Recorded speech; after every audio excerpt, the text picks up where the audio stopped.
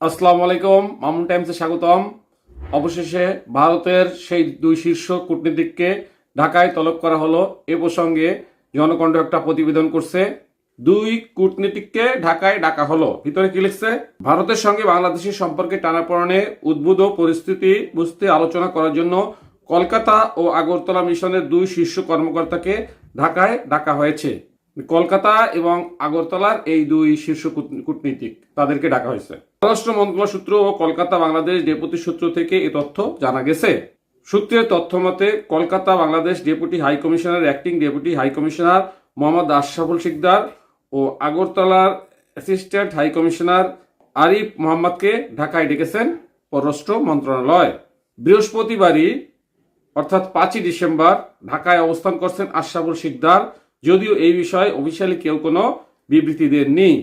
আর পররাষ্ট্র মন্ত্রণালয় সূত্রে জানা গেছে আরিফ মোহাম্মদ শুক্রবার 6ই ডিসেম্বর ঢাকায় আসবেন। অভ্যুত্থানে শেখ হাসিনা সরকার পতনের পর দেশে কিছু রাজনৈতিক সহিংসতার ঘটনা ঘটে। এসব ঘটনাকে অতিরঞ্জিত করে প্রচার করে ভারতীয় কয়েকটি গণমাধ্যম। রাষ্ট্রদ্রোহের মামলায় সাবেক ইসকন নেতা চিন্ময় কৃষ্ণদাস গ্রেপ্তার হওয়ার পর ভারতীয় গণমাধ্যমে মিথ্যা প্রচার আরও বেড়ে যায়। ফলে বাংলাদেশের বিরুদ্ধে গিয়ে ক্ষুব্ধ হন সেদেশের হিন্দুবাদী বিভিন্ন সংগঠনের উগ্রপন্থীরা। সেখানকার বিভিন্ন স্থানে বাংলাদেশের বিরুদ্ধে বিক্ষোভ হতে থাকে। গত 2 ডিসেম্বর আগরতলায় অবস্থিত বাংলাদেশ সহকারী হাইকমিশনে হামলা চালায় হিন্দুবাদী সমিতির নেতারা। এক পর্যায়ে বিক্ষোভকারীরা সহকারী হাইকমিশনের ভিতরে হামলা চালায় এবং বাংলাদেশিদের জাতীয় পতাকা নামিয়ে ফেলে ও ছিঁড়ে দেয়।